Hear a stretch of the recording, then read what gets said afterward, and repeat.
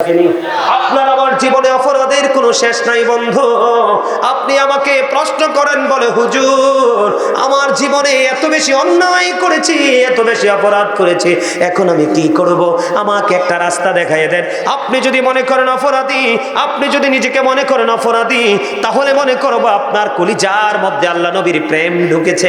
আপনি প্রেম ঢোকার পরে আপনি শান্তি পেয়েছেন, কারণ আমি আমার এই চক্ষু দুইটি আল্লাহর দরবারে দিয়ে আল্লাহকে রাখতে পারবো না, দাঁড়াতে পারবো না। আমার অপরাধ থেকে মুক্তি পেতে হবে।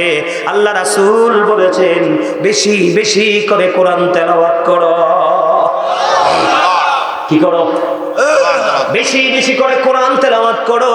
সহজেই তোমার গুনাহগুলো ধীরে ধীরে মুছতে থাকবে বন্ধু, এবং কোরআন তোমাকে সুপারিশ করবে। কোরআন তোমাকে জান্নাত পর্যন্ত পৌঁছে দেবে। তুমি যদি তোমার সন্তানকে, একটা সন্তানকে যদি কোরআনে হাফেজ বানাতে পারো, কাল হাসরের ময়দানে তোমার মা বাবাকে এমন এক নূরের মুকুট পরিয়ে দেওয়া হবে যেটা সূর্যের কিরণের চাইতে আরো গ্লেজি হবে। চুরি চুরি বলুন না সুবহানাল্লাহ। বন্ধুরে আমার, কোরআন এমন একটা জিনিস, একজন আছে খুব ভালো করে তেলাওয়াত করতে পারে, ওই ব্যক্তির চাইতে একজন আছে ঠেকায় ঠেকায় পড়ে। আছে না নাই? ধাক্কা খেয়ে খেয়ে পড়ে, কষ্ট করে করে পড়ে, তারপরেও কোরআন তেলাওয়াত ছাড়ে না। আমার নবীজি বলছে তার জন্য ডাবল সওয়াব, কারণ সে পড়তে পারে না, তারপরেও চেষ্টা চালিয়ে যাচ্ছে, পড়ে যাচ্ছে পড়ে যাচ্ছে। আপনি কোরআন তেলাওয়াত করবেন, আপনি একজন কোরআন তেলাওয়াত করতেছে আর একজন পারে না, ধৈর্য ধরে বসে বসে শুনতেছে। যিনি তেলাওয়াত করতেছেন ওনার চাইতে ডাবল সওয়াব দেওয়া হবে যিনি ধৈর্য ধরে কোরআন তেলাওয়াত শুনে। জোরে জোরে বলুন না সুবহানাল্লাহ। আমি আপনাদেরকে বুঝাইতে চাই, স্বাদ আগে বুঝতে হবে। কি বুঝতে হবে? আপনার ওই যে আমি আয়াতটা তেলাওয়াত করেছিলাম আপনাদের সামনে, মনে আসেনি? الذين يؤمنون بالغيب ويقيمون الصلاة ومما رزقناهم ينفقون।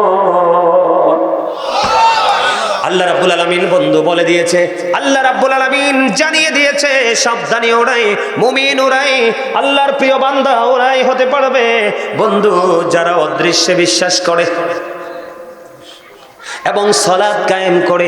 সবচেয়ে বড় মজার জায়গা হলো অমিম্মা রাযাকনাহুম ইউনফিকুন। আল্লাহ রাব্বুল আলামিন বলে দিয়েছে, আল্লাহ যে আপনাকে আমাকে দৌলত দিয়েছে, মাল দিয়েছে, সম্পদ দিয়েছে, তা থেকে দান করে। সাবধানী কারা? ওরা যারা গায়েবের কে বিশ্বাস করে এবং সালাত। আল্লাহ বলেছেন আমি যে সম্পদ দিচ্ছি তা থেকে দান। এখন আপনারা কি দান করেন না? নাকি করেন না? করবেন না? এ মসজিদের জন্য করবেননি? ওমা জিটা তো এক কোনা দিয়ে আইছে, আরেক কোনা দিয়ে এলো। ইনশাআল্লাহ করব। কে কে করবেন হাত তোলেন। ডরাইতেছে ডরাইতেছে ডরাইতেছে। আমি কি কমো যে আপনার বিবির কানের ধুল বেচা দেন? আমি কি বলবো যে আপনার ঘরে যেই মূল্যবান সোনা আছে বা সম্পদ আছে ওটা বিক্রি করে দেন? আমি কি সেটা বলবো? তা হাত তুলতে ভয় কিসে? এই আজকে জান্নাতের বাগানের চারপাশে রহমতের ফেরেশতারা ঘেরাও করে বেড়াচ্ছে। আমার দিকে তাকান, আমি কি বলে শোনেন। বুখারী শরীফের মধ্যে আসছে একটা হাদিস, অত্যন্ত চমৎকার। আপনারা তখনই বুঝবেন যে আসলে আমাদের জীবনে কম বেশি দান করার দরকার আছে না নাই। আমাদের এখন পেয়ারা গাছে পেয়ারা কিন্তু ইনটেক দেখা যায়, কিন্তু ভিতরে পোকা। কথা কয় না? গাছে দেখবেন ইনটেক বড়ুই কত সুন্দর পেকে আছে, কিন্তু বড়ুর মধ্যে কি পাকাইয়া মন মতো করে খাওয়ার। গত বছর দেখছি আমার বাবা কাঁঠাল কিনে আনছে বাজার থেকে, কাঁঠালের কোষের মধ্যে পোকা আছে না নাই? সব জিনিস এখন, আগে আমরা বাংলা কলা, চাম্পা কলা গাছ থেকে পাইরা খাইছি, এখন আপনারা দেখছেন কিনা জানেন, আমি পাইছি কলার মধ্যেও দেখা যায় যে পোকা কি করে। আপনারা পাইছেন কিনা জানি না। আপনারা দেখবেন কলার মধ্যে কি আছে? পোকা আছে। এটার কারণ কি জানেন? গত বছর দেখছেননি অগ্রহণ মাসে ধান কাইটা মানুষ ঘরে উঠাবে, এই সময় দেখছেননি বৃষ্টি এসে সব। কয়দিন আগেও তো বৃষ্টি হয়েছে, এই সময় কি বৃষ্টি হওয়ার কথা? আপনারা মুরব্বী চাচারা বলেন, এই গত কয়দিন আগে যে বৃষ্টিটা হয়েছে ওই সময় কি বৃষ্টি হওয়ার কথা? এই সময় চর অঞ্চলের মাঠে আপনার শাক সবজিতে ভরপুর থাকে। গরুও তো এই সময় কপি খায় নাই। আমি ছোট থাকতে দেখছি গরুও কপি খায় নাই, আর এখন আমরা মানুষই খাইতে পাই না। কেন? জমিনের ফসল নষ্ট হয়ে যাচ্ছে। হচ্ছে কি হচ্ছে না? এই জন্য আমাদের সবকিছু কি হয়ে যাচ্ছে। আর আমাদের কাছে খাবার পর্যাপ্ত থাকলেও আমরা খেতে পারতেছি না। তার কারণ হচ্ছে একদিকে জমিনে ফসল নষ্ট হচ্ছে, আর জমিনে ফসল যদি নষ্ট না হয় আপনি আমি নিজেকে নষ্ট করে ফেলছি। যেমন ডায়াবেটিস রোগ বডিতে ঢুকে গেছে, আপনি আমি চাইলেও কিন্তু কি করতে পারি না, আপনি আমি চাইলেও কি করতে পারি না। সামনে খাবার থাকলেও আমরা খাইতে পারি না, পারি? কথা বলে না, পারি? আমাদেরকে দেখান বন্ধ। এক পথচারী, বুখারী শরীফের মধ্যে এসছে হাদিস খানা, এক পথচারী এক বিশাল পাহাড়ের উপর দিয়ে হাঁটে। বন্ধু, হাঁটতে হাঁটতে হাঁটতে হাঁটতে তিনি কোন গন্তব্যের দিকে যাচ্ছে হাদিস শরীফের মধ্যে এসেছে, আপনারা খেয়াল করবেন। হাঁটতে হাঁটতে হাঁটতে হাঁটতে সামনের দিকে যায়, হঠাৎ করে বন্ধু পথিমধ্যে গায়েব থেকে একটা আওয়াজ আসলো, অমুকের জমিনে পানি দাও।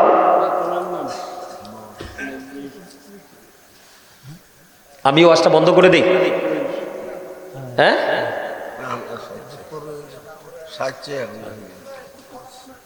আপনার এখানে যারা বসছে ওরা দিবে তো? আমার মনে হয় আমার চেয়ে বেশি তার আপনাদের কারোরই নাই। আপনি আজকে মাহফিল করে ঘরে ঘুমাবেন, আর আমি প্রত্যেক দিন ডিউটি করতে হবে, কিন্তু আমার মধ্যে কোনো তাড়াহুড়া নাই, আমার মধ্যে কোনো টেনশন নাই। আপনারা কোন তাড়াহুড়া করতেছেন এটা বুঝতেছেন? বেয়াদবি তো কথাগুলো কোরআন এবং হাদিসের। আমার মন কথা একটা কথা বলছি আমি এখানে, যে আমি এটা করেছি, আমি ওটা করেছি, আমার এই ক্রেডিট আছে, আমার এই গুণ আছে, এটা একবার বলছি। আপনার দুইটা লাগবে। কয়টা লাগবে? মানুষগুলোকে আগে মজা বুঝাইতে হবে, এটার স্বাদ কত, মজা কত। তখন ডোল থেকে বস্তা ভরা ধান এনে মসজিদে দিয়ে দিবে। আমি যখন মসজিদ করছি আমি চিনিও না, জানিও না, আমি আমার জায়গায় আমার গ্রামে চলে গেছি রে ভাই। মানুষ তো চলে যেয়ে ফোন দিছি, আমি হঠাৎ করে ফোন রিসিভ করছি, বুঝছেন? ফোন রিসিভ করার পরে বলতেছে, হুজুর আপনি একটা মসজিদ করতেছেন, আমি জানতে পেরেছি, আপনার মসজিদে কিছু টাকা দিব। আপনি কোথায়? আমি তো অমুক জায়গায়। কিছু টাকা দিব কার কাছে? আমি আপনি এত দূরে চলে গেছেন, তা আমার একটা কাকা আছে, আমি কই কাকার কাছে দিয়ে আসেন। ওই যে মজা বুঝছে, আমি কে, আমার বাড়ি কই, ঘর কই, সেটা ওনার দেখার বিষয়। ওনার দেখার বিষয় হলো মসজিদ হচ্ছে, মসজিদে আমার 2 টাকা লাগাইতে হবে। ওনার মিশন হচ্ছে ওইটা। কি আমার বাড়ি কই, ঘর কই, আপনার মসজিদে আমার হক আছে, আমার মসজিদে আপনার হক আছে। পৃথিবীর প্রত্যেকটা মসজিদ প্রত্যেকটা মুসলমানের জন্য ফ্রি। যদি কোন মুসল্লি বলে যে আমার মসজিদে অমুক গ্রামের মানুষ নামাজ পড়তে পারবে না, এই মসজিদে নামাজ হবে না, তাইলে আপনারটা তো আমার হক, আমারটা তো আপনার হক। বুঝতে পারছেন? শুধু বুঝেন, আমরা শক্ত হওয়ার কারণে আমাদের উপরে কত গজব। আর ওই পাহাড়ে যে পথ চলতেছে, ওই ব্যক্তি দৃশ্য দেখেছে, কত মজার জিনিস। এগুলো আজকের জন্য বলছি না, চিরজীবনের জন্য শিক্ষা হিসাবে রাখবেন। বন্ধু, পথচারী পাহাড়ের চূড়া দিয়ে হাঁটছে, হাঁটতে হাঁটতে হাঁটতে হাঁটতে হঠাৎ তিনি গায়েব থেকে আওয়াজ আসলো, অমুকের জমিনে পানি দাও। পথচারী হঠাৎ করে দাঁড়িয়ে গেলেন। দাঁড়িয়ে যাওয়ার পরে এবার তিনি দেখতে পাইলেন বন্ধু, এক আশ্চর্য ধরনের বৃষ্টি। বৃষ্টিটা নির্দিষ্ট একটা সীমার মধ্যে পড়তেছে। ওখান থেকে বৃষ্টির পানিটা নির্দিষ্ট একটা জায়গা দিয়ে নিচে নালার দিকে চলে যাচ্ছে। নালার দিকে যখন বন্ধু পানিটা চলে যাচ্ছে, যিনি ওই পথচারী তিনি আশ্চর্য হয়ে গেলেন। কি আশ্চর্য ধরনের প্রেমের খবর! হঠাৎ করে শুনতে পেলাম গায়েব থেকে একটা আওয়াজ আসলো, অমুকের জমিনে পানি দাও। আর তৎক্ষণাৎ কালো মেঘ জমলো, বৃষ্টি শুরু হলো। আমাদের বাংলাদেশে যখন বৃষ্টি আসে পানিটা বিভিন্ন দিকে ছড়িয়ে ছিটিয়ে যায়, কিন্তু ওই বৃষ্টির পানিটা বন্ধু সুন্দর করে একটা নালা দিয়ে নিচের দিকে চলে গেল। ওই পথচারীর কাছে প্রেমটা একটু রহস্যময় মনে হলো। উনি কি করলেন? উনি বন্ধু অন্যদিকে কোনো দিকে না গিয়ে ওই পানির নালার সাথে সাথে তিনি নিচের দিকে চলতে শুরু করলেন। চলতে চলতে চলতে চলতে নিচের দিকে যাইয়া দেখলেন ওই পানিটা একটা গর্তের মধ্যে বন্ধু জমা হচ্ছে। আর একজন ব্যক্তি তিনি কি করছে, বেলচা দিয়া পানিটা উঠাইয়া উঠাইয়া ওনার ওই জমিনের মধ্যে দিচ্ছে। এবার বন্ধু ওই পথচারী ডাক দিয়ে জিজ্ঞেস করলো, বন্ধু আমার একটা জিনিস জানার আছে। কয় বলো, কি জানবে? কয় আমার জানতে বড় মনে চায়, তোমার নামটা কি? হাদিস শরীফের মধ্যে আমি নামটা পাই না বন্ধু, এই জন্য নামটা বলতে পারিনি। ওই পথচারী যখন প্রশ্ন করলো, উনি বললেন আমার নাম অমুক। আপনার জীবনে কি এমন আমল করেছেন, আপনার জীবনে কি এমন তাকওয়া আছে, আপনার জীবনে কি এমন স্বাদ পেয়েছেন আমল করে, ওই স্বাদের কারণে আজকে আমি এটা দৃশ্যটা দেখতে পেলাম। এবার ওই ব্যক্তি যিনি পানি জমিনে উঠায়, জমিনের মধ্যে উঠাইয়া দিচ্ছে, এবার তিনি ডাক দিয়ে বললেন, আপনি যেই জমিনের মধ্যে আমাকে পানি পানি উঠিয়ে দিতে দেখতে পাচ্ছেন, এই জমিনটার মধ্যে যখন ফসল হয়, আমার এই জমিনের মধ্যে যখন ফসল হয় রে, আমি 3 ভাগে ভাগ করি ফসলটাকে। একটা ভাগ আমি, প্রথম ভাগ আমি আল্লাহর সন্তুষ্টির জন্য খরচ করে দেই, আর দ্বিতীয় ভাগটা আমি আমার ফ্যামিলি পরিবারের জন্য জমা করে রাখি, আর তৃতীয় ভাগটা আমি আবার পুনরায় আগামী বছর বীজ বপনের জন্য রেখে দেই।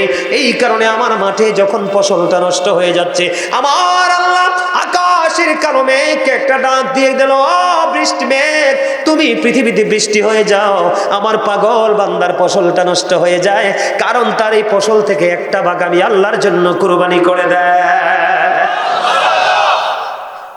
আর আপনি আমি আর আপনার আমার জীবনের ফসল বন্ধু হওয়ার পরে বলি ভাই ভালো হয় নাই।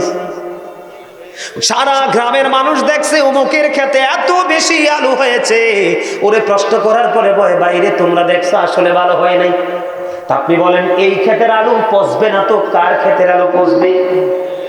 ধান মাঠে সোনালি ধান নাচতেছে বন্ধু, আপনার কথা ছিল ওই যে বন্ধু বৃষ্টির পানিতে যদি ফসল আপনি তৈরি করেন, ওই ফসলের ওসর আদায় করা। কথা বলে না কেন?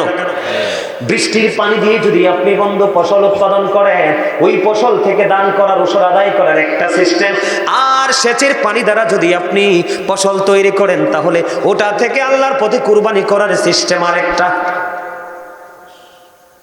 আপনি যদি বৃষ্টির পানি দিয়ে করেন কোনো খরচ নেই, তখন আপনি 10 ভাগের 1 ভাগ আল্লাহর জন্য কুরবানি করে দেন। আর আপনি যখন সেচের পানি দিয়ে করেন, কৃত্রিম ভাবে পানি উঠায় যখন ফসল তৈরি করেন, তখন আপনি 20 ভাগের 1 ভাগ দিয়ে দেন। আপনি খেয়াল করেন ইসলাম কত মজার, ইসলাম কত শান্তির, ইসলাম কত স্বাদের। আমার আল্লাহ জানে আমার বান্দা পানিটা পর্যন্ত কিনা, আমি তাকে দুনিয়া তো বাঁচায় দিলাম, আবার উপরে আসার পরেও যেন সে অ্যারেস্ট হইতে না হয়, আমি ওই ব্যবস্থাও করে দিলাম। তুমি যেহেতু কষ্ট করে পানি কিনে ফসলটা তুমি কি করলা? ফসলটা ফলাইলা। এই জন্য আল্লাহ রাব্বুল আলামিন, আল্লাহর হাবিব জানিয়ে দিয়েছে 20 ভাগের 1 ভাগ দাও। যেমন একটা এক্সাম্পল, 20 মণ ধান থেকে 1 মণ ধান আল্লাহর জন্য দিয়ে দেন, আপনার এই মাঠের ফসল কেউ কোনোদিন নষ্ট করতে পারবে না। ঠিক কিনা বলেন? আর যদি বৃষ্টির পানি দিয়ে যদি ফসল হয়, আপনার এখানে কিন্তু কি নাই, কোনো খরচ নাই। এই জন্য আপনি 10 ভাগের 1 ভাগ দিয়ে দেন। জোরে জোরে কন্যা সুবহানাল্লাহ। বন্ধু আজকের মানুষগুলো দিতে চায় না। আমার গ্রামে যখন আমি মসজিদ করেছি, এক একটা মানুষের এক একটা বন্ধু বিল্ডিং, কত সুন্দর সুন্দর, কত উঁচা উঁচা কথা বলে, অত বড় বড় কথা বলে, কিন্তু মসজিদে 1 টাকাও দেয় নাই। কারণ আমার আল্লাহ তাকে ওই মসজিদের জন্য আল্লাহ তাকে কবুল করে না।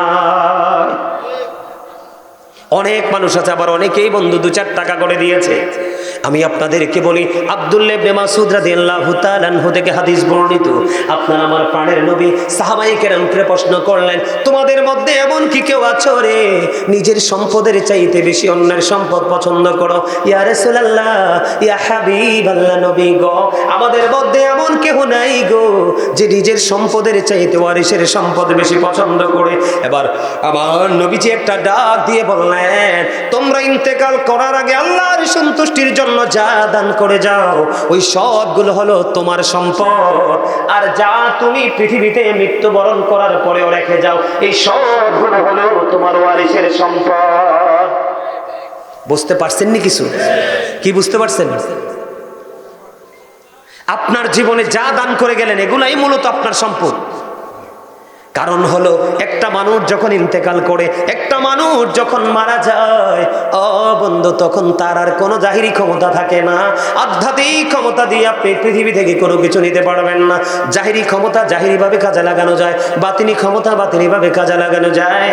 আপনি যখন চলে যাবেন, সোনা গয়না বাড়ি গাড়ি টাকা পয়সা সব কিছু বন্ধু আপনি রেখে গেলেন, এগুলো যদিও আপনার জমানো সম্পদ, যদিও বন্ধু এগুলো আপনার উপার্জিত সম্পদ, আল্লাহর হাবিব বলেছেন সম্পদ, এগুলোতে তোমার আর কোনো মালিকানা নাই।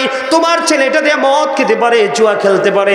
ও বন্ধু, আমি আপনাকে বলি, সন্তানকে বড়লোক বানায় যাওয়ার চিন্তা করিয়েন না, সন্তানকে সুশিক্ষায় শিক্ষিত করে যাওয়ার চেষ্টা করবেন। কারণ সুশিক্ষার চাইতে, ন্যায় পরায়ণতার চাইতে, আদবের চাইতে উত্তম সম্পদ কোনো পিতা মাতা তার সন্তানকে দিতে পারে না।